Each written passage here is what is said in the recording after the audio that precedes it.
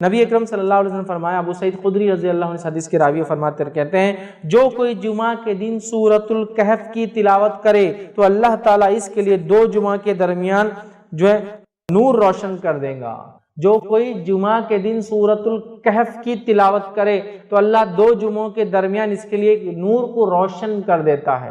اور لائٹ، روشنی کبھی فائدہ مند چیز ہے، اس میں انسان کو دکھتا ہے، اور اندھیرا نقصان دہ اس لیے کہ اس میں آپ نہیں جانتے کیا آگے ہو سکتا۔ تو نور ہدایت آپ کے لیے کر دیتا ہے کہ 2 جمعہ کے بیچ میں یہ نور چمکتا رہتا ہے آپ کے لیے۔ کیا کرنا ہے اس دن؟ سورۃ الکہف کی تلاوت کرنا ہے پورے جمعہ میں۔ تو جمعہ کب چالو ہوتا ہے؟ جمعرات کی رات سے، تو وہاں سے لے کر تو دوسرے دن تک کبھی بھی کر سکتے، کوئی ضروری نہیں جمعے کی نماز سے پہلے، کوئی ضروری نہیں جمعے کی نماز کے بعد، کوئی ضروری نہیں جمعہ کے دن فجر کے بعد۔ آپ مغرب کے بعد سے لے کر جمعرات تھرسڈے گزر گیا، مغرب ہو گئی، وہاں سے لے کر سیکنڈ ڈے تک کر سکتے ہیں۔ ایک ساتھ بیٹھ کے کیجئے، یا ایک ساتھ نہیں ہو سکتے کسی وجہ سے تو توڑ کے کیجئے، انشاءاللہ کوئی مسئلہ نہیں کہ بھائی کچھ شروع کر دیا پھر بیچ میں ٹائم آ گیا، نماز وغیرہ جا کے آئے، پھر آپ کا کنٹینیو کر لیا، ماشاءاللہ ایک ہاف این آور ہارڈلی زیادہ سے زیادہ ختم ہو گیا آپ کا سورۃ الکہف۔ ضرور پڑھے۔ اور سورۃ الکہف جب سب سے افضل اور سب سے عظیم دن میں پڑھنے کا حکم دیا جا رہا ہے تو میں آپ سے یہ کہوں گا سورۃ الکہف کی تفسیر پر بھی ذرا غور کرے کہ کیا وہ سندیش، کیا میسج اور کیا پیغام ہے سورت کے اندر کی سب سے عظیم اور سب سے افضل دن اس کو پڑھنے کا حکم دیا جا رہا ہے۔ جب آپ اس کو پڑھیں گے تو بہت ساری باتیں آپ کو پتہ چلیں گی۔ سورۃ الکہف کے اندر بہت سارے خزانے ہیں چھپے ہوئے، یاد رکھیے، جن کو آپ جب پڑھیں گے جمعہ کے اور سب سے افضل دن تو اس کو یاد رکھیں گے کہ یہ کیا ہے۔ اس کی پہلی 10 آیتوں کی صرف فضیلت یہ ہے اس سورۃ الکہف کی کہ جو اس کو تلاوت کرتا ہے کس سے محفوظ رہیں گا؟ دجال کے فتنے سے محفوظ رہیں گا۔ اور دجال کا فتنہ کیا ہے؟ صرف ایک روایت رکھتا ہوں اس تعلق سے کہ اللہ کے رسول صلی اللہ علیہ وسلم فرماتے ہیں نوح علیہ السلام سے لے کر تمام انبیاءوں نے مجھ سے پہلے تک، مطلب آپ صلی اللہ علیہ وسلم پہلے تک دجال کے فتنے سے اپنی قوم کو ڈرایا ہے۔ نوح علیہ السلام پہلے رسول انسانی طرف بھیجے گئے، ان سے لے کر تمام انبیاءوں نے کس سے ڈرایا اپنی قوم کو؟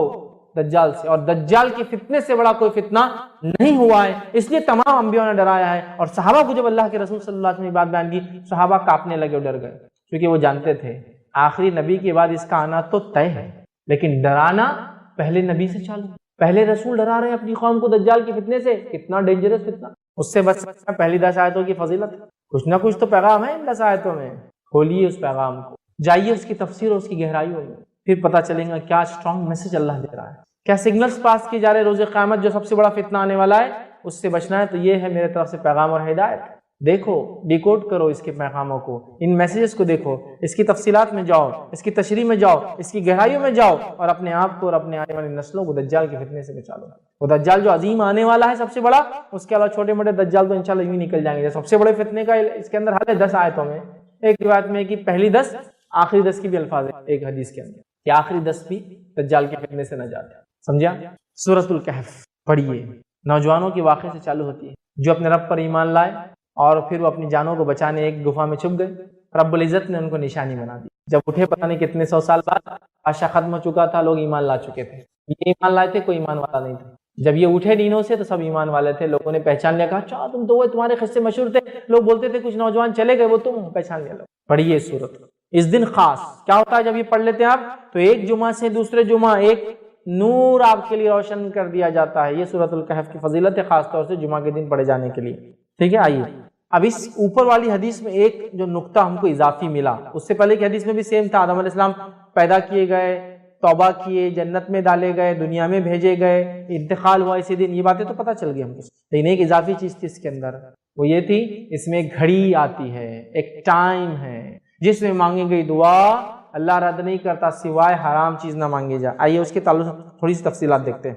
ابو داؤد کی روایت ہے، نبی اکرم صلی اللہ علیہ وسلم فرما کہا جمعہ کا دن 12 ساعت میں جو ہے 12 گھڑیاں اس کے اندر ہوتی ہے، 12 پارٹس جس کو بول لیجیے عام زبان میں، ٹھیک؟ تو اللہ کے رسول صلی اللہ علیہ وسلم فرماتے جمعہ کے دن میں 12 ساعت ہے، 12 گھڑیاں ہیں، 12 گھڑیاں ہیں یا 12 گھڑیوں کا ہوتا ہے۔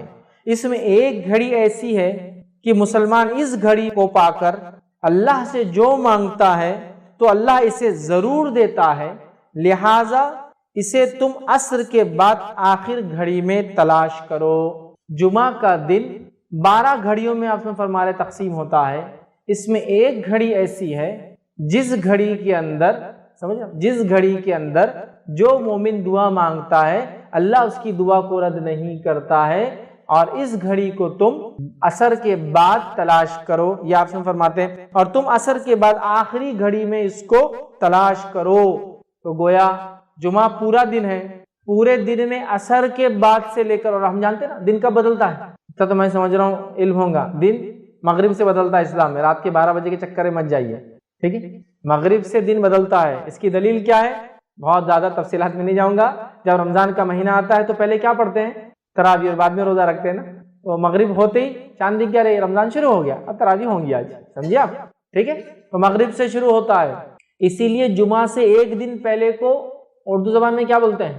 جمعرات، جمعہ کی رات آنے والی ہے، آگاہ ہو جاؤ، ٹھیک ہے، اسی اس کو بولتے ہیں جمعرات، کہ جمعہ کی رات ابھی آ جاتی، یہ دن اہتمام کرو اس کا، ابھی سے پالو۔ تو گویا جمعرات کی رات، تھرسڈے کے دن مغرب سے جمعہ شروع ہوتا ہے، اسی لیے اس کو اردو میں جمعرات بولتے ہیں، جمعہ کی رات آج آ جاتی ہے ایک دن پہلے، پھر جمعہ آتا ہے۔ اب جمعہ کے دن عصر کے بعد آپ سے فرمایا اس کو تلاش کرو، تو جمعہ کے دن عصر کے بعد بولے تو دن کب ختم ہوتا ہے؟ مغرب میں، مغرب سے کیا لگیں گا؟ یوم السبت، ہفتہ لگ جائیں گا، سنیچر لگ جائیں گا، ٹھیک ہے، تو گویا عصر سے مغرب کے بیچ میں ہے۔ اس گھڑی میں مانگی گئی دعا کو اللہ رد نہیں کرتا، سوائے حرام چیز نہ مانگی جائے، ڈن۔ بہت سارے لوگ مصیبتوں سے، بیماریوں سے، تکلیفوں سے، پریشانیوں سے، جسمانی پریشانیوں سے، گھریلو پریشانیوں سے، مالی پریشانیوں سے پریشان ہیں، بس اٹھا لیجیے اس دن کا فائدہ، منا لیجیے اس دن کو، حقیقت میں منا لیجیے اپنے رب کو، کروا لیجیے اپنی دعا قبول، رد نہیں کرتا اللہ مومن کی دعا، سوائے حرام چیز نہ ماننا۔ تو آپ سے فرماتے ہیں اللہ ضرور دیتا ہے، لہٰذا اسے تم عصر کے بعد آخری گھڑی میں تلاش کرو۔ تو دیکھیے آپ کتنی فضیلت ہے اس یوم الجمعہ کی، جمعہ کے ایک دن کی، یاد رکھیے۔ تو آپ کوئی انسان یہ گھڑی کو کبھی غلطی سے بھی ضائع نہ ہونے دیں، خوب فائدہ اٹھائے اس گھڑی کا، یاد رکھیے، ٹھیک ہے۔ تو اللہ تعالیٰ نے جمعہ کے دن میں بھی عصر کے بعد کے وقت کوئی خاص فضیلت دی تھی جمعہ کے دن کے، تاکہ اس میں کیا جائے عمل بہت بہترین ہوتا ہے، دعا کے اعتبار سے قبول ہو جاتا ہے۔ اور جمعہ کب سے چالو ہوتا ہے میں تفسیر رکھ چکا ہوں، یہ تھرسڈے کے دن مغرب سے سورج غروب ہونے سے لے کر فرائیڈے کے دن سورج غروب ہونے تک چلتا ہے۔ اس کو اردو میں جمعرات کی رات، جمعرات ہی ایکچولی جمعہ کی رات ہی ہے، جمعرات کی رات سے لے کر ہفتہ لگنے سے پہلے جمعہ کی مغرب تک ہوتا ہے، یاد رکھ، ٹھیک، تو اس میں پالے۔ اسی طرح جو ہے ابو داؤد اور حاکم اور نسائی کی روایت ہے، اس روایت کے اندر ہے اسے عصر کے بعد آخری ساعت میں تلاش کرو۔ تو گویا عصر کے بعد آخری حصے میں یہ وقت آتا ہے جس میں ہم خوب دعائیں کریں، یاد رکھیں۔ تو یہاں پتہ چلا کہ عصر کے بعد ہم کو یہ دعا کرنا چاہیے۔ اب آئیے ایک اور فضیلت اس دن کی کیا ہے۔ الحمدللہ ہم تمام مرد اور خواتین اس خطبہ جمعہ کے لیے جمع ہوئے ہیں۔ انشاءاللہ عزیز اس مختصر سے وقت میں جس ٹاپک اور جس عنوان پر ہم بات کریں گے وہ ہمارا جو کڑی اور سلسلہ چلا تھا، امت مسلمہ کو درپیش چیلنجز اور اس کا حل کیا ہے۔ اس چیلنج کے اندر آج 10واں اور آخری چیلنج میں آپ کے سامنے رکھنے کی کوشش کروں گا، جو امت مسلمہ جو ہے فیس کر رہی ہے، جو امت مسلمہ جس کے سامنے جو کھڑا ہے، اور یہ بڑا اہم چیلنج ہے، یاد رکھیے، اس لیے کہ کہیں نہ کہیں اب آج جس چیلنج کی ہم بات کریں گے یہ 10واں اور آخری ہے، لیکن اس کا تعلق ہر اس پوائنٹ سے تھا جو ہم نے اب تک دیکھا ہے۔ پورے کے پورے جو کڑی میں ہم نے آج 10واں ہے، تو 9 جو اس سے پہلے پوائنٹس دیکھے تھے جو شرک سے شروع ہوا تھا، اور لاسٹ جو پوائنٹ ہم نے جو اس پہ کور کرنے کی کوشش کی تھی، وہاں تک اگر آپ آئے تو یہ کہیں نہ کہیں ایک اہم اس کا ٹکڑا ہے یا اہم حصہ ہے۔ اس پوائنٹ کے، اس نقطے کے، اس چیز کے نہیں ہونے کے نتیجے میں یہ تمام مسائل سے امت مسلمہ جوجھ رہی ہے۔ اگر یہ مسئلہ حل ہو جاتا تو کچھ نہ کچھ حد تک امت مسلمہ مسائل آتے تو اس کو لڑنے کے لیے، اس کا جواب دینے کے لیے، ان مسائل کو حل کرنے کے لیے ریڈی ہوتی اور تیار ہوتی، یاد رکھیے۔ اور آج کا جو ہمارا جو خطبے کا جو ٹاپک ہوگا، یاد رکھیے، وہ ہے تھنک ٹینک۔ تھنک ٹینک مطلب یہ ہوتا ہے کہ کسی بھی قوم اور امت کے پاس ایسے لوگ اور افراد ہوتے ہیں جو اس پہ کوئی مصیبت، تکلیف، دکھ، پریشانی یا فیوچر میں امت کیا کریں گے، مستقبل میں امت کیا کریں گے، اس کے بارے میں وہ پہلے سے پالیسی بنا لیتے ہیں، گائیڈ لائنز بنا لیتے ہیں، طریقہ کار بنا لیتے ہیں، جسو کہتے کیسے ان مسائل سے جوجیں گی اور امت کیسے گزریں گی اور آگے بڑھیں گی، وہ پہلے سے وہ ساری چیزیں امت کے سامنے رکھ دیتے ہیں۔ اور اس کے بعد جب وہ چیزیں، وہ مسائل درپیش ہوتے ہیں تو امت ان چیزوں کو دیکھتی ہے، رہنمائی آلریڈی موجود ہوتی ہے، امت اس رہنمائی کو لیتی ہے اور امت ان مسائل سے گزر جاتی ہے۔ ابھی امت کے پاس تھنک ٹینک نام کی کوئی چیز نہیں، یاد رکھیں، مطلب وہ لوگ، وہ طبقہ جو سوچے اور امت کو جواب دے کہ امت ان مسائل سے گزر رہی ہے یا یہ مسائل آنے والے، چلیے گزر رہی ہے وہ ایک الگ بات ہے، آنے والے ہیں اور اس کا حل یہ ہے، شریعت نے یہ بتایا، اور دنیاوی راستے یہ ہے، ہم جس ملک میں رہتے ہیں اس کے لا آف دی لینڈ یہ ہے، اور اس میں ہم اس طریقے سے اس مسئلے سے ایسے جوجیں گے، ایسے نکلیں گے، اور آگے کا لاہ عمل، آگے کا طریقہ کار، فیوچر پلاننگ اور مستقبل میں امت کیا کریں گی اس کا حل یہ ہے۔ لیکن امت مسلمہ کے پاس ایسی کوئی چیز نہیں یاد رکھی۔ یقیناً جو بات میں کہہ رہا ہوں یہ کوئی نئی چیز نہیں یاد رکھی۔ نبی اکرم صلی اللہ علیہ وسلم جب تک دنیا میں تھے تو اللہ رب العزت آپ کو وحی کے ذریعے گائیڈ کرتا تھا۔ تو اب نبی اکرم صلی اللہ علیہ وسلم دنیا سے جانے والے تھے، سلسلہ وحی کا رکنے والا تھا، تو اللہ کے رسول صلی اللہ علیہ وسلم نے ہم کو الٹرنیٹ کیا دیا تھا؟ اللہ رب العزت نے ہم کو کیا دیا کہ نبی اکرم صلی اللہ علیہ وسلم کے دنیا کے جانے کے بعد ہم لوگ کیسے کریں گے کام؟ ایشوز، مسائل، پرابلمز تو آنے والے، آگے بھی آتے رہیں گے، تو سلوشن کیا ہے اس کا، کیسے نکالیں گے ہم؟ تو اللہ رب العزت نے نبی اکرم صلی اللہ علیہ وسلم کی حیات میں ہی وہ طریقہ کار بتا دیا تھا، یاد رکھیں کہ امت اپنے مسائل کیسے نکالیں گی۔ اور وہ آیت کا ایک حصہ ہے جو میں نے آپ کے سامنے تلاوت کی، اللہ رب العزت یاد رکھیے اس آیت کے اندر سورہ آل عمران سورہ نمبر 3 اور آیت نمبر 159 اس میں اللہ فرماتا ہے اور کہتا ہے، جو آیت میں نے تلاوت کی تھی، اللہ فرماتا ہے وَشَاوِرْهُمْ فِي الْأَمْرِ، اے نبی صلی اللہ علیہ وسلم جب کوئی مسئلہ ہو جائے تو ان صحابہ کے ساتھ بیٹھ کے مشورہ کر لینا۔ وَشَاوِرْهُمْ فِي الْأَمْرِ مطلب اب آگے کیا پلاننگ کرنا ہے، آپ صحابہ کے ساتھ بیٹھنا اور اس کو پلان کر لینا۔ فِي الْأَمْرِ فَإِذَا عَزَمْتَ فَتَوَكَّلْ عَلَى اللَّهِ اور جب آپ کوئی فیصلے پہ پہنچ جائے، جب کوئی آپ مصمم ارادہ پھر کر لے، جو مشورہ آ جائیں گا اس بیسس پہ جب آپ کو فیصلہ کر لے، پھر اللہ پر توکل کر لینا، اس کے بعد اللہ پر بھروسہ کر لینا۔ ان اللہ یحب المتوکلین، اس لیے کہ اللہ تعالیٰ اس پر توکل کرنے والوں کو پسند کرتا ہے۔ آگے بات تو کیا کہا، مشورہ کر لینا۔ نبی اکرم صلی اللہ علیہ وسلم ہے اور ایک قلعے کا جو ہے گھیراؤ کیا جا رہا ہے، یہودیوں کا قلعہ ہے، نبی اکرم صلی اللہ علیہ وسلم جس سے موجود ہے، اور آپ صلی اللہ علیہ وسلم صحابہ سے کہتے ہیں کہ فلاں جگہ ہم پڑاؤ ڈالیں گے۔ ایک صحابی کہتے ہیں کہ اللہ کے رسول صلی اللہ علیہ وسلم میرا مشورہ ہے کہ پڑاؤ یہاں نہیں وہاں ڈالیں گے۔ کہا کیوں؟ تو کہ اللہ کے رسول ہم جن یہودیوں سے لڑنے آئے ان کے پاس جو ہتھیار ہے وہ اتنے اچھے ہیں کہ وہ یہاں تک اس کی رینج ہے، یہاں تک وہ ہتھیار پہنچ جاتے جہاں خیمے کی آپ بات کریں۔ اللہ کے رسول فرمایا ٹھیک ہے ہم خیمہ پیچھے لگائیں گے۔ دیکھیے ایک صحابی کے مشورے پہ بات ہوئی۔ جنگ احد کے لیے نبی اکرم صلی اللہ علیہ وسلم مشورہ کرتے صحابہ سے کہ میرے صحابہ کیا کہتے ہو، اندر رہ کے ڈیفنس کرے، باہر جا کے آفینسو لڑائی کرے؟ صحابہ کہتے جو نوجوان صحابہ تھے اللہ کے رسول ہم باہر جائیں گے اور لڑیں گے۔ اس کے بعد اللہ کے رسول نے کہا ٹھیک ہے ہم باہر جا کے لڑیں گے۔ آپ کا بختر، آپ کا جو چیسٹ کے لیے گارڈ آتا تھا وہ جب لگایا جا رہا تھا تو کچھ صحابہ جو بزرگ عمر کے تھے انہوں نے کہا کہ تم نے کیا کر دیا، یہ نبی اکرم صلی اللہ علیہ وسلم باہر جائیں گے ان کی جان کو خطرہ ہے۔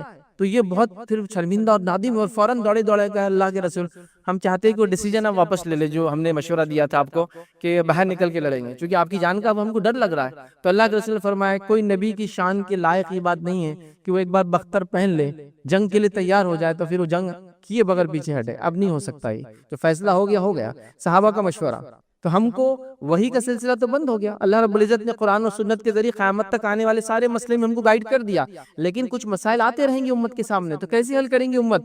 یہ طریقہ ہے، وہ ہے وَشَاوِرْهُمْ فِي الْأَمْرِ، چلو مشورہ کرتے ہیں مسائل کے اوپر۔ فَإِذَا عَزَمْتَ فَتَوَكَّلْ عَلَى اللَّهِ، پھر جب فیصلہ کر لو کس معاملے میں اس مشورے کے اندر، پھر اللہ پر توکل کرو۔ اللہ توکل کرنے والوں کو، اپنے بھروسہ کرنے والوں کو پسند کرتا ہے۔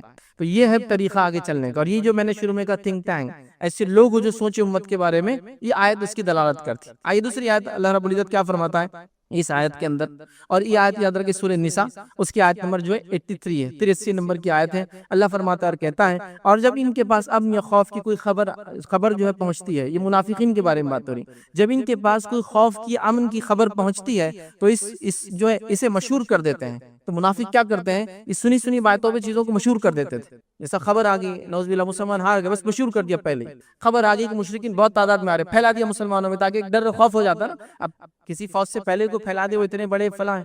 تو اللہ فرماتا ہے اور جب ان کے پاس امن یا خوف کی کوئی خبر آتی ہے، پہنچتی ہے، تو اس کو مشہور کر دیتے ہیں، اور اگر اس کو پیغمبر مطلب رسول اللہ صلی اللہ علیہ وسلم اور اپنے سرداروں کے پاس، اولو الامر جو ان کے اندر ہے، ذمہ دار جو صحابہ ہیں ان کے پاس پہنچاتے تو تحقیق کرنے والے اس کی تحقیق کر لیتے۔ تو یہ بات پھیلانے سے پہلے منافقین کیوں نہیں ایسا کرتے کہ اللہ کے رسول صلی اللہ علیہ وسلم کے پاس چلے جائے، ان صحابہ کے پاس جائے، اولو الامر تھے، ہر صحابی ایک درجے کا نہیں تھے، یاد رکھیے، ہے نا۔ ابوبکر صدیق ہے اس کے اندر، عمر بن خطاب ہے اس کے اندر، عثمان بن عفان ہے اس کے اندر، علی بن ابی طالب اور دیگر یاد رکھیے جن کا درجہ ظاہر سی بات ہے سب سے اعلیٰ ہے۔ تو کیوں نہیں جاتے اور اپنے سرداروں کے پاس، نبی اکرم صلی اللہ علیہ وسلم خود موجود ہے، بڑے بڑے صحابہ ہیں ان کے پاس پہنچاتے اور وہ تحقیق کر لیں گے، اور تحقیق کر کے جو ہے کر لیتے۔ اگر تم جو ہے اللہ کا فضل تم پر اور مہربانی نہ ہوتی تو چند اشخاص کے سوا سب شیطان کے پیروکار ہو جاتے. یہ فالتو خبریں سن کر، یہ فیک نیوزیں سن کر، یہ صرف جو باتیں یہ منافقین نے مشہور کر دی ہے، اگر یہ باتیں تم سنتے تو سب شیطان کے پیروکار ہو جاتے. مطلب اس پہ کوئی ڈیسیجن لے لیتے تم.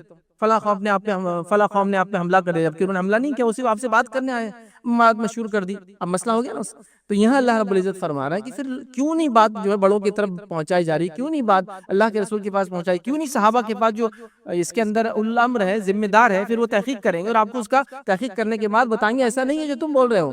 تو آج مسئلہ وہی یاد رکھیے، امت کے پاس کوئی ایسا گروہ، کوئی ایسا طبقہ، کوئی ایسی آرگنائزیشن، کوئی ایسی تنظیم نہیں ہے. میں یہ نہیں کہہ رہا ہوں بالکل نہیں ہے، لیکن اس کی کیا حالت ہے اور اس کا کیا حال ہے. بہرحال اب میں آپ کو کیا بتاؤں، نہ ان تنظیموں کے نام کبھی آپ نے سنے ہوں گے، نہ ان کے ذمہ داروں کے نام کبھی آپ کو پتا ہوں گے، نہ قوم کو انہوں نے کوئی ایسا ڈیسیجن دیا ہوگا جس کو قوم لے کر کہے کہ ہاں یہ ہے، نہ ان کے پاس ڈیسیجن میکنگ کی کوئی صلاحیت ہے، نہ قوم کے پاس سننے کا ذرہ برابری جذبہ ہے. اس قوم کا المیہ یہ ہے کہ اس کے اندر جس کو ہم کہیں گے وہ لوگ اپنے آپ کو زیادہ تعداد میں سمجھتے ہیں جن کے پیچھے دوسرے لوگ چلے. مطلب قوم کسی کے پیچھے چلنا پسند نہیں کرتی، ہر آدمی یہ چاہ رہا ہے کہ میرے پیچھے لوگ چلے. یہ سب سے بڑا مسئلہ ہے. تب کیسے ہوگا اس معاملے میں یاد رکھیں. تو آج مسلمانوں کے پاس کوئی تھنک ٹینک نہیں ہے، کوئی انٹرنیشنل نیشنل لیڈرشپ نہیں ہے، کوئی ریلیجیس، پولیٹیکل یا سوشل لیڈرشپ بھی نہیں. یاد رکھیں. آئیے ہم دوسری قوموں کی مثال لیتے ہیں. دنیا کے اندر ایک بڑا مذہب ہے، مسلمانوں سے زیادہ ان کی تعداد ہے، عیسائیت. عیسائیت کے اندر ایک بڑا طبقہ ہے جس کو کیتھولک بولتے ہیں. یاد رکھیں. ٹھیک ہے، کیتھولک ان کے اندر ایک بڑا طبقہ ہے. یاد رکھیں. ان کے پاس ایک عالمی لیول کی لیڈرشپ ہے، اور وہ پہلے سیاسی لیڈرشپ بھی تھی اور مذہبی لیڈرشپ بھی تھی. پچھلے 100 سال پہلے ان کو الگ کر کے ان کو سیاست سے الگ کر دیا گیا. وہ صرف مذہبی لیڈرشپ ہے، اور اس لیڈرشپ کو کہتے ہیں پوپ، پاپائیت بولتے ہیں. پاپا بھی بولتے ہیں. یاد رکھیے اس کو عربی کے اندر یا اردو کے اندر. تو پوپ جو ہے ان کا، یہ پہلے ریلیجیس لیڈر بھی تھا اور جس کو کہتے ہیں یہ پولیٹیکل لیڈر بھی تھا. یاد رکھیے. جب اس کو ریلیجیس لیڈرشپ کی اس کی الگ کر کے کہا کہ تم سیاست کو چھوڑ دو، الگ ہو جاؤ، تو انہوں نے ڈیمانڈ کیا. تو ان کو ایک ملکی بنا کے دے دیا گیا جو دنیا کا سب سے چھوٹا ملک ہے، اس کو بولتے ہیں ویٹیکن سٹی. چونکہ ظاہر سی بات ہے ان کو وہ ذہنی طور سے بھی رکھنا تھا کہ ٹھیک ہے آپ کو ایک الگ ہی ملک بناتے ہیں، اس کی کرنسی بھی اپنی ہے، اس کا اسٹیمپ بھی اپنا ہے، اور دنیا کا سب سے چھوٹا ملک ہے. آدھے میل بائی آدھے میل کا وہ ملک ہے. یاد رکھیے. مطلب بمشکل 700 میٹر بائی 700 میٹر کا پورا کنٹری. یاد رکھیے. اس کو بولتے ہیں ویٹیکن سٹی، اٹلی کے اندر آتا ہے. تو اس کو سیاست سے الگ کر دیا، مذہبی اس کو رہنما کر دیا. تو پورے کیتھولک چرچ اس کو آج بھی مانتا ہے. مطلب یہ کہ اگر اس نے کہہ دیا کہ فلاں چیز ہو تو سارے لوگ بعمل ہو جاتے ہیں. تو ایٹ لیسٹ ان کے پاس ایک ریلیجیس لیڈرشپ ہے. آپ کے پاس بتائیے کون سی لیڈرشپ ہے؟ اگر آپ یہ کہتے ہیں کہ ہم جو حرم کے امام کو جو لیڈر مان لیں گے، تو ہم میں سے تو ایک بڑا طبقہ کہتا ہے وہ تو کافر ہے. تو وہ ظاہر سی بات ان کی لیڈرشپ کیسی ہوں گی؟ ایک بڑا مسلمانوں کا طبقہ کہتا ہے کہ ان کے پیچھے تو نماز ہی نہیں ہوتی، حج عمرے کو جاتے ہیں تو الگ سے نمازیں پڑھتے ہیں. تو اب وہ لیڈرشپ بھی فیل ہو گئی. اب کس کو آپ لیڈر مانیں گے؟ مطلب ویٹیکن سٹی ان کا ایک چرچ ہے، اس کی ایک بہت مقدس جگہ ہے ان کے اعتبار سے، تو وہ اس کے لیڈر کو دنیا کا عالمی لیڈر مانتے ہیں. آپ کے پاس کیا ہے؟ آپ تو حرم کے امام کو مسلمان نہیں ماننے کو تیار. اکثر لوگ ان کے پیچھے نماز نہیں ہوتی، وہ تو فلاں ہے. اور مطلب آپ کا اور ہم امت مسلمہ اکثریت کا یہ کہنا ہے کہ نعوذ باللہ اللہ تعالیٰ اپنے گھر کی بھی حفاظت نہیں کر پایا اور وہاں ایسے لوگوں کو مسلط کر دیا جن کے پیچھے میری نماز ہی نہیں ہوتی ہے. اللہ اللہ. اب کیا کریں گے امت بتائیے؟ تو امت کا یہ حال ہے. تو یہ ہوا ریلیجیس لیڈرشپ. اب سیاسی لیڈرشپ تو مجھے بتانے کی ضرورت ہی نہیں آپ کو. عالمی سطح پر کس کو بتائیں گے آپ کہ یہ ہمارا رہنما ہے؟ میں دیگر دنیا کے ممالک کے 50 بڑے بڑے ایسے اشخاص کے نام لے سکتا ہوں کہ آپ کہیں گے ہاں یہ عالمی لیڈر ہے. ان کو دیکھ کے لگتا ہے کہ ملک اور ملت کے لیے انہوں نے اور اپنے اسٹیٹ کے لیے کچھ نہ کچھ کیا. ایک فہرست ہے بھائی، ایک لمبی، مطلب اتنی لمبی ہے یہود و نصارہ کی اور دیگر اقوام عالم کی کہ میں اس کو گنا بھی نہیں سکتا ہوں. آپ کو ایسا بتائیے چلیے مسلمان دنیا کے اندر، عالم اسلام جس کو عام زبان میں کہتے ہیں، مسلم دنیا کے اندر، جس کے اندر کم و بیش 50 سے زائد 56 سے 57 ملک ہیں، ان 56 سے 57 ملک کا ایک رہنما بتائیے جس کو آپ کہیں گے یہ ہمارا پولیٹیکل لیڈر ہے، یا یہ سیاسی فکر ہم سمجھتے ہیں اور یہ سیاسی فکر صحیح ہے. بتائیے آپ. ہر طبقہ دوسرے طبقے کو جو ہے کافر، منافق اور ان کے پیچھے تو نہیں چلا سکتا. تو آپ کے پاس نہ ریلیجیس لیڈرشپ باقی رہی، نہ سوشو پولیٹیکل لیڈرشپ باقی رہی. مطلب وہ رہنمائی یا وہ لوگ جو جن کو آپ سوچیں کہ ہاں یہ سوچتے ہمارے بارے میں اور یہ چاہتے ہیں، بلکہ عالمی سطح پر ہمارے ممالک کا یہ حال ہے. یہ تھنک ٹینک نہیں ہونے کا نتیجہ یاد رکھیں. نبی اکرم صلی اللہ علیہ وسلم، خلفاء راشدین، صحابہ کا دور 110 ہجری تک چلا. یاد رکھیں. صحابہ کا دور، تابعین کا دور، 250 سال، اس کے تبع تابعین کا دور. یاد رکھیں. ان ادوار کے اندر آپ دیکھیں گے مسلمان دنیا کے لیڈر تھے، یہ پالیسی میکر تھے، دنیا ان کے مطابق چلتی تھی، یہ دنیا کے حاکم تھے. یاد رکھیں. دنیا جو بستی تھی اس زمانے میں وہ میجر حصہ ان کے پاس تھا. مطلب جس پہ دنیا بستی تھی، ہیومن سیویلائزیشن جہاں جہاں تھی، جہاں بستی تھی، وہ سب ان کے کنٹرول میں تھا. یاد رکھیے. سمجھ لیجئے آپ صلی اللہ علیہ وسلم دنیا جانے کے 200 سال بعد کا یہ حال ہے. اور وہاں سے پھر وہ وہی سلسلہ الحمدللہ تقریباً 15ویں 16ویں صدی تک چلا. اس کے بعد زوال کا دور چالو ہوا. پھر یورپین سائروں نے کولونائزیشن کیا اور پھر مسلمان ممالک کو ٹکڑے ٹکڑے کر کے بانٹ لیا. تم یہ لے لو, تم وہ لے لو, تم وہ لے لو. مطلب مسلمانوں کی جان مال عزت اور ممالک جو ہے یہ ایک کیک کی مانند تھا. جو آ رہا ہے بس کاٹ رہا ہے, جتنا حصہ لینا چل تو کالے, اتنا حصہ اس کو دے دے, بچاؤ پھینک ڈالو, ان کی ضرورت نہیں. یہ حال کیا پھر. یاد رکھیں ہم بھول گئے, یاد رکھیں سب بھول گئے. یاد رکھیں کوئی لیڈر نہیں ہے, کوئی لیڈرشپ نہیں ہے, نہ کوئی ریلیجیس لیڈرشپ ہے, نہ کوئی سوشل لیڈرشپ ہے, نہ کوئی پولیٹیکل لیڈرشپ ہے, کچھ بھی نہیں. یاد رکھیں ہمارے پاس کیوں امت اس حالت میں پہنچی. یاد رکھیں کیسے اس حالت کو دور کیا جائے. فیوچر پلاننگ کیسی کریں گے امت, بتائیے. کل کیا ہونے والا آپ کیسے وہ کریں گے. فلاں مسئلہ آ گیا, کسی کو پتہ بھی نہیں مسئلہ کیا ہے. تعجب کی بات یہ ہے, اب کیسے سمجھائے. مذہبی رہنماؤں کو جا کے بیٹھ کر بتانا پڑ رہا ہے. اس کا بھی بیٹھنے کا ایک طریقہ ہی بھائی, شیخ کے پاس بیٹھنے کا طریقہ رہتا ہے, دو جان ہو کر بیٹھنا, عزت کے ساتھ بیٹھنا, احترام کے ساتھ بیٹھنا, ان کے وقت کے ساتھ بیٹھنا, ان کے سامنے جا کے بیٹھنا, نظروں کو نیچی رکھنا, پھر انہیں وقت دینا, پھر آپ نے ان کو مسئلہ سمجھانا کہ انہوں نے فیصلہ لینا اگلا کیا کرنا ہے. تو اگلا آدمی خود بولتا ہے یہ کیا فیصلہ دیں گا بعد میں میرے, جس کو مسئلہ سمجھانے کے لیے مجھے 4 گھنٹے 40 دن لگے, پہلے جا کر ٹائم لے کر 4 گھنٹے میں سمجھا پائے, تب بھی ان کو سمجھا اچھا ٹھیک ہے آپ بول رہے تو ہم بول دیتے ہیں. کیا فیصلہ ہوں گا میں نہیں سمجھ پاتا ہوں امت کا, ان کا مستقبل کا, سیاسی حالات کا, سماجی حالات کا, ٹیکنالوجی وائز جو حالات آ رہے ہیں, چلو باقی چھوڑ دو. سائنس اور ٹیکنالوجی کی ترقی کہاں پہنچ رہی ہے. یاد رکھیے اب کیسے آپ کو کوئی گائیڈ کرے گا کہ کل جو آنے والی ٹیکنالوجی اس میں حلال و حرام کیا ہے. کھانے پینے سے لے کر دوائیوں سے لے کر ہر چیز میں ٹیکنالوجی کس لیول پر جا رہی ہے آپ سوچ بھی نہیں سکتے. مطلب جو چیزیں پہلے سمجھ میں نہیں آتی, دکھتی نہیں تھی, وہ آپ اب محسوس کر سکتے ہیں. جو پہلے آپ مثال لے لیجئے میرے, آپ نے انگور کھایا, اس سے پہلے آپ بیج والا انگور کب کھایا تھا آپ نے, سے پہلے آپ سمجھ. تو سائنس اور ٹیکنالوجی کہاں جا رہی ہے. یاد رکھیے آپ نے سنترا اور موسمبی تو کھائی تھی, لیکن اس کے بیچ کے کتنے فروٹس آ گئے, کتنے, اس کسی کینو بولا جا رہا ہے کہ سنترے کی طرف زیادہ, موسمی کی طرف کم فلاں ہے. یہ سب سائنس ٹیکنالوجی کا نتیجہ ہے کہ کئی الگ الگ پھلوں کو ملا کر اگلے پھل دے رہے. اب نیکسٹ پلاننگ یہ کہ کئی جانوروں کو ملا کر اگلی نسل تیار کریں گے, جو جانور کھائیں گے نہیں کھائیں گے ہم. پھر پھلوں میں اور سبزیوں میں تو ٹھیک ہے ساری چیزیں حلال ہے ہمارے لیے, لیکن باقی دیگر جانوروں کے اندر تو حلال حرام کا مسئلہ ہے نا, کہ فلاں جانور سے فلاں کراس کر کے ہم فلاں بنائیں گے. جینیٹیکل انجینئرنگ جس کو کہتے ہیں, کس لیول پر جا رہی ہو. تو اگلا کیا کریں گے 10 سال بعد جو چیزیں آئیں گی, آپ سمجھ رہے ہیں. مطلب ایسی چیزیں آنا چالو ہو گئی. مطلب آپ جیسا پہلے لکڑی استعمال کرتے تھے, تو لکڑی کی آپ کوئی چیز بنائیں گے, پلین لیول بنائیں گے, لگائیں گے, وہ حرام کام یا وہ ناجائز کام جن کو معمولی سمجھ لیا گیا ہے. مطلب وہ کام جو روزمرہ کی زندگی میں ہوتے ہیں ہم سے, جس کو ہم نے معمول بنا لیا, لیکن شریعت اس کو حرام قرار دیتی, شریعت اس کو ناجائز قرار دیتی, شریعت اس کام کرنے سے منع کرتی ہے. اور زندگی کے انشاءاللہ 10 شعبوں میں, 10 جو زندگی کے شعبے ہوتے ہیں, ان شعبوں میں کون کون سے وہ کام ہے جو حرام ہے, جن کو نہیں کرنا چاہیے, ناجائز ہے, نہیں کرنا چاہیے, وہ رکھنے کی کوشش کروں گا. یقیناً پوری باتیں تو ہر اس میں نہیں آئیں گی, کچھ اہم باتیں ان شعبوں سے, جیسا مثال کے طور پہ توحید کے معاملے میں, اتباع سنت کے معاملے میں, تجارت کے معاملے میں, عام طور سے جو معاملات ایک دوسرے سے اس معاملے کے اندر ہوتا ہے, شادی بیاہ کے معاملے کے اندر. اور ایسے ہم انشاءاللہ اس الگ الگ پارٹس دیکھیں گے کہ وہ کام جو شریعت نے حرام قرار دیا, ناجائز قرار دیا, منع کیا, یا پھر جس کو ہم کہیں گے وہ منع ہے لیکن ہم پھر بھی اس کو کرتے ہیں, تو وہ حرام کام جن کو معمولی سمجھ لیا گیا ہے, جو موسٹ کامن ہے, وہ رکھنے کی انشاءاللہ جس جمعہ خطبہ میں جو ہے کوشش کروں گا. اب آئیے سب سے پہلی چیز, تو آج ہمارے سوسائٹی اور سماج میں ہم دیکھتے ہیں کہ لوگوں کو لا علمی کی وجہ سے ابھی تقریباً ہر چیز کا تعلق جہالت سے ہے. یاد رکھیے لا علمی سے ہے. لوگوں کو دین اور شریعت کا علم نہیں ہے, جس کے نتیجے میں حلال کو حرام اور حرام کو حلال سمجھا جا رہا ہے. مطلب اس حد تک چیزیں جا چکی ہے کہ جس کو کہیں گے مثبت منفی ہو چکا ہے, منفی مثبت ہو چکا ہے, مطلب پازیٹیو نیگیٹو ہو چکا ہے, نیگیٹو پازیٹیو ہو چکا ہے. مطلب سماج نے برائی کو ایسے قبول کر لیا, ایسے پی گئے کہ جو حرام ہے وہ حلال نظر آنے لگ گیا. بلکہ ایسا لگتا ہے یہ وے آف لائف ہے, زندگی جینے کا یہ طریقہ ہے, اگر اس پہ نہیں چلیں گے تو کیسے جئیں گے زندگی. سوال جیسا مثال کے طور پہ ایک تاجر سے سوال کیا جائے کہ بھائی آپ سود کیوں لیتے, تو کہتا پھر چلے گا کیسا بزنس. لاجیکل کوشچن ہے, چلے گا کیسا پھر بزنس. صحیح بات ہے. تو مطلب سوال یہ آتا ہے, اور جھوٹ بولنا حرام ہے, لیکن پھر مال بکے گا کیسا جھوٹ بولے بغیر, کیسے ہو سکتا ہے یہ. مطلب حرام کو جینے کا طریقہ بنا لیا گیا ہے. بلکہ سوال کیا جا رہا ہے اگر ایسا نہیں تو پھر کیا. آپ دو الٹرنیٹو ہونا یہ چاہیے تھا کہ میں کہوں شریعت نے حرام قرار دیا, الٹرنیٹو میں ڈھونڈوں کہ جھوٹ کے علاوہ کیا کر سکتا ہوں بیچنے کے لیے. لیکن اب کیا ہو رہا ہے, نہیں اب تم بولو, اگر ایسا نہیں تو کیا کر سکتے ہیں, فلاں نہیں تو کیسے کر سکتے ہیں. اور کبھی کبھار تو بات اس لیول تک چلے جاتی ہے کہ لوگ کہتے ہیں پھر دنیا چلیں گی کیسے اگر ایسا نہیں کریں گے تو. سبحان اللہ. جیسے اگر بے پردہ عورتیں نہیں ہوں گی تو پھر رشتے کیسے آئیں گے ان کو, بچیوں کو. سبحان اللہ. ایسے بھی رشتے آتے ہیں لوگوں کو بے پردگی سے. یہ طریقہ تو کبھی بھی جو ہے مسلمانوں کا اور اچھے لوگوں کا بھی نہیں رہا.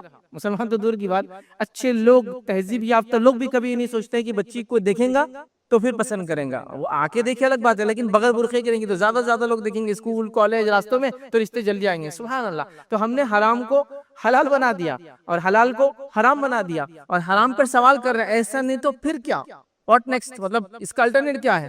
تو یہ بہت خطرناک فیز ہو چکا ہے یاد رکھیے, بہت خطرناک. مطلب ایک تھا کہ غلط کو غلط مانتے ہوئے غلط کرے تو سمجھ نہیں آتا, غلط کو بتاتے ہوئے کہ یہ صحیح ہے سوال کیا جا رہا ہے, پھر صحیح اس کے علاوہ کیا ہو سکتا ہے پھر صحیح, اگر یہ آپ غلط بول رہے تو اس درجے تک ہم پہنچ چکے. یہ سب سے بڑی قباحت کی اور برائی کی بات ہے. اسی طرح یاد رکھیے آج سماج میں حرام کو زندگی جینے کا طریقہ سمجھا جا رہا ہے, ناجائز چیزوں کو زندگی جینے کا طریقہ سمجھا جا رہا ہے. کچھ مثالیں بہرحال میں نے اپنے اس میں دے دی, یاد رکھیں. اسی طرح لوگ حرام کیوں کرتے ہیں, کیا وجوہات ہوتی ہے کہ حرام کرنے کی, یا شریعت نے جس چیز کو منع کیا ان کی کچھ اہم وجوہات میں سے 2-3 وجہ جو مجھے پتہ چلی. پہلی یہ کہ جہالت, لوگوں کو علم ہی نہیں کہ حلال کیا حرام کیا ہے, تو اس وجہ سے شاید وہ کر لیتے ہوں گے. دوسری وجہ یہ ہے کہ چلتا ہے یہ جینے کا طریقہ ہے, سب کر رہے ہیں تو چلتا ہے پھر, تو یہ بھی ایک معاملہ ہے, یہ بھی ایک وجہ ہے حرام کرنے کی. تیسری وجہ حرام کرنے کی ہے کہ ہاں حرام تو حرام ہے, غلط بھی ہے, تھوڑے دن جہنم میں جائیں گے, دنیا کی بھی عیش ہوگی حرام کر کے, آخرت میں تھوڑے دن جہنم میں جائیں گے, پھر جنت چلے جائیں گے. یہودیوں کا یہ عقیدہ تھا.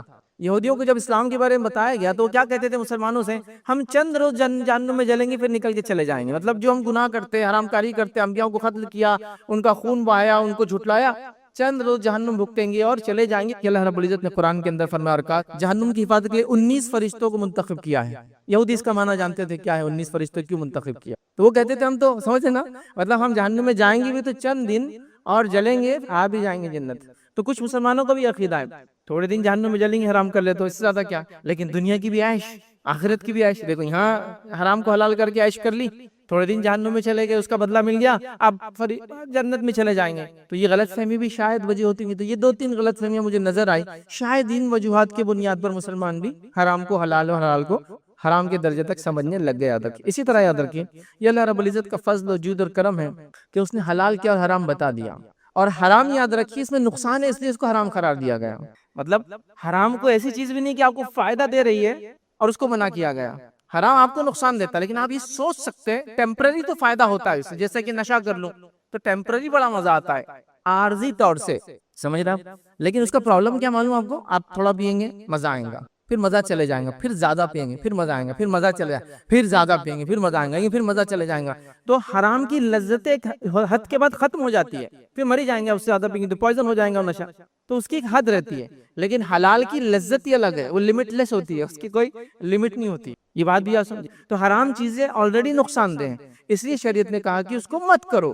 تو دیکھیں ڈبل فائدہ, ایک ہمارے لیے نقصان دہ بھی ہے, دوسرا اللہ کا حکم مان رہے بول کے ڈبل فائدہ اٹھا رہے. اللہ کی اطاعت کرنے کا بھی فائدہ, نقصان دہ چیزوں سے بچنے کا بھی فائدہ. جوا حرام ہے, کیوں حرام ہے؟ انسان سب کچھ لٹا دیتا ہے, جان مال عزت آبرو جائیداد زمین ملک سلطنت بیوی بچے سب کچھ سب چلا جاتا, تو اس لیے حرام قرار دیا.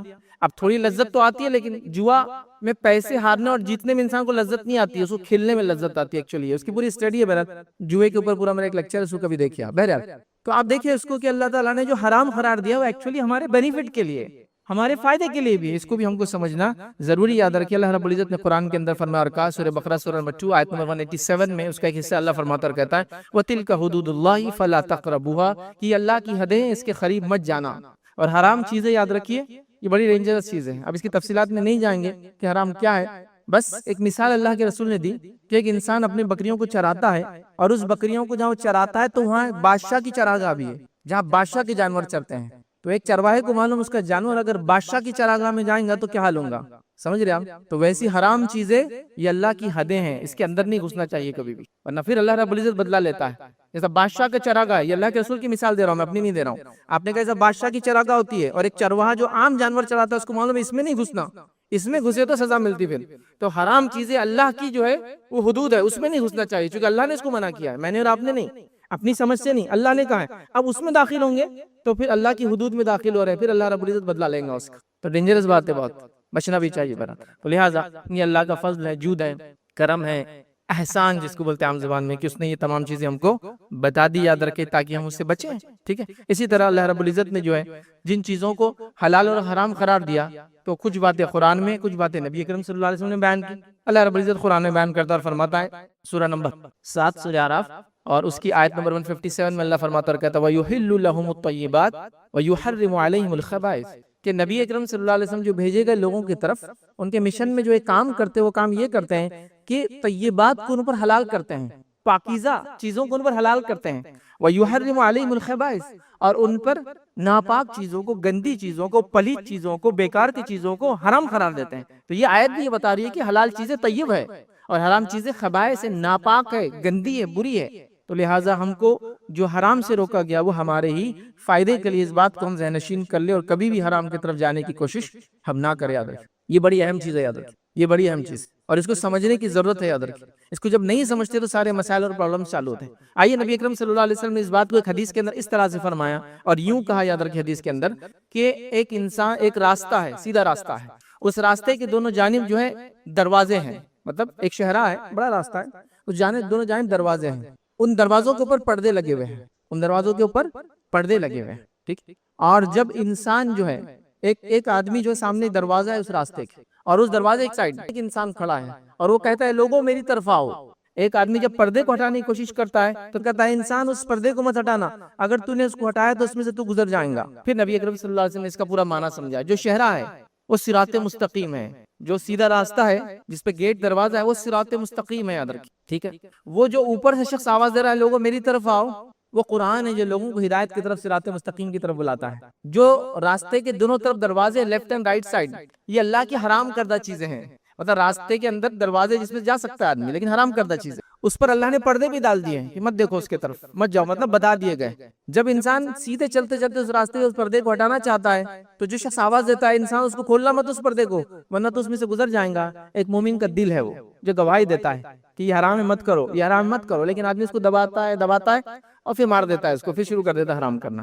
دیکھیں، حرام جب شروع کرتا ہے نا تو بہت ملامت ہوتی ہے تھوڑے دن، لیکن بعد میں ختم ہو جاتی ہے۔ تو بہرحال اس کا دل اس کو ملامت کرتا ہے، غلط ہے، مت کرو، غلط ہے، لیکن آدمی دلاسائے دیتا، ریفرنسز ڈھونڈتا، دلائل نکال ہی لیتا اپنی بات کو ثابت کرنے کے لیے۔ بہرحال تو یہ ایک مثال دی گئی، قرآن کیسے بلاتا ہے ہدایت کی طرف، اور حرام چیزیں کیسی ہے جو صراط مستقیم پہ ہے اور وہ رکھی گئی ہے، اس پہ پردے ہیں، اس میں جانا نہیں چاہیے۔ بہرحال اسی طرح یاد رکھیے، حرام حلال کے تعلق سے اللہ رب العزت کے فضل اس نے ہم کو بتا دیا تاکہ اپنی نفسوں کو ہم بچا لے۔ یاد رکھیے، اسی طرح یاد رکھیے ہمیں چاہیے کہ حرام چیزوں کو چھوڑ کر، یاد رکھیے، اور وہ بہت کم ہے، یہ بات بھی بڑی خاص ہے، حرام چیزیں بہت زیادہ نہیں ہے کہ آپ بولیں گے وہ لمٹ لیس حرام ہے، چند چیزیں حلال ہے، نہیں، تقریباً چیزیں حلال ہے، چند چیزیں حرام ہے، یہ بڑی خصوصیت یاد رکھیں۔ دیکھیے، تجارت میں سب کچھ حلال ہے، صرف سود حرام ہے، کھانے پینے میں سب کچھ حلال ہے سوائے مردار، غیر اللہ کا نام جس پہ لیا گیا، مردار، سور کا گوشت اور خون، یہ حرام ہے، باقی سب حلال۔ دیکھیں کتنا آسان ہے۔ وضو ہمیشہ رہتا ہے، انسان اگر کر لے تو چند چیزوں سے ٹوٹتا ہے، وہ بتا دی گئی، تو کیا حرام ہے بتا دیا گیا۔ مطلب ایسا نہیں کہ ہر چیز حرام حرام حرام حرام حرام، ایک آدھ حلال نہیں، حلال حلال حلال حلال، ایک آدھ چیز حرام ہے، بہت قلیل چیزیں ہیں، تھوڑی چیزیں حرام ہیں۔ دیکھیے نا، صرف سود حرام ہے تجارت میں، باقی سب حلال ہے۔ اب کیا سب چیزیں آپ کو اجازت دی جا رہی، صرف کہا سود پہ مت کرو، کتنی بڑی بات ہے۔ کھانے میں 4 چیزیں منع کی گئی، باقی سب کھا سکتے ہو تم، ہاں پسند نہیں ہے تو مت کھاؤ، ایک الگ بات ہے۔ اب کوئی سوال کریں گے جام کھانا حلال ہے حرام ہے، اس کی کوئی دلیل کی ضرورت نہیں، چاروں میں سے ہے کیا؟ غیر اللہ کے نام پہ لیا گئی چیزوں میں سے ہے کیا؟ سور کا گوشت ہے کیا؟ وہ ہاں ٹھیک ہے، تو یہ 4 چیزیں بس منع کی گئی، بس اس میں نہیں ہے تو پھر حلال ہے نا۔ تو یہ بڑی اہم چیز ہے، تو حرام بہت کم چیز ہے، حلال تقریباً ہر چیز حلال ہے اس کے علاوہ، تو اس بات کو بھی سمجھیں، تو یہ اللہ کا بڑا فضل ہے، یاد رکھ۔ اب ہم کو اس کو سمجھنے کی ضرورت، اب اللہ نے حلال اور حرام کیوں رکھا؟ کوئی سوال کر سکتا ہے، نوجوان ہے، لاجیکل کوشچن پوچھتے ہیں نوجوان، پوچھنا چاہیے، اچھی بات ہے، کوئی بری چیز نہیں ہے۔ تو حرام کیوں کیا، اس سے کچھ حکمتیں بتائی جاتی ہے۔ تو پہلی حکمت یہ کہ اللہ اس سے آزمانا چاہتا ہے، آپ کو ٹیسٹ لینا چاہتا ہے، ٹھیک ہے، کہ رکتے ہو یا نہیں رکتے ہو، سنتے ہو یا نہیں سنتے ہو۔ دوسرا، امتحان ہے جنتی اور جہنمیوں کے بیچ میں جو اللہ لینا چاہتا ہے کہ کون بندے جو سن کے آتے ہیں اور کون بندے جو نہیں سن کر آتے ہیں، تو یہ امتحان ہے جنتی اور جہنمیوں میں کیا۔ تیسری وجہ جو بتائی گئی یہ مومن اور منافق کا فرق، مومن تو اللہ اور اس کے رسول کی بات چاہے سمجھ میں ہو نہ سمجھ میں ہو عمل کر لیتا ہے، منافق کا ایسا رہتا ہے کہ اس نے تو راستہ نکالنا ہی ہے سوال کر کے، چونکہ سو کرنا نہیں ہے، تو مومن اور منافق کا فرق۔ اسی طرح جو چوتھی وجہ جو بتائی جاتی ہے وہ یہ ہے، حلال میں فائدے ہیں، حرام میں نقصان ہے، تو اللہ لوگوں کو بچانا چاہتا ہے نقصان سے اور دینا چاہتا ہے فائدے۔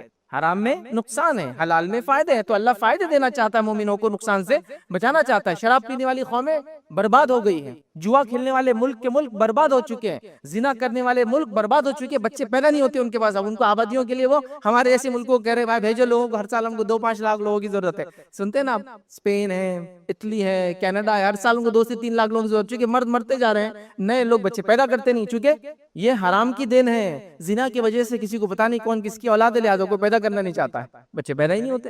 اور نکاح کی برکات دیکھیے، آپ کو معلوم ہے آپ کی اولاد کون ہے، وراثت صحیح جگہ جانے والی ہے، سارے مسائل صحیح ہیں، ٹھیک ہے، فائدے بھی ہیں نا، ملک برباد ہو رہے ہیں، دیکھو نا، جوئے کی وجہ سے، زنا کی وجہ سے، سود کی وجہ سے، دیکھو تو صحیح اس کو۔ اور جو لوگ یہ نہیں کرتے پھل رہے اور پھول رہے ہیں، ٹھیک ہے، ان کی ترقی زیادہ نظر نہیں آتی ہے، لیکن پھگے کے جیسا کوئی ترقی ہو جس کو پن مارتے پڑ جائے تو کیا ترقی ہو، ہے نا؟ تو سمجھو اس بات کو۔ تو اللہ تعالیٰ کیا چاہتا ہے، مومنوں کو فائدہ دینا اور نقصان سے بچانا چاہتا ہے۔ تو یہ بہرحال اس کی حکمتیں، کچھ علماء لکھتے ہیں کیوں اللہ نے حرام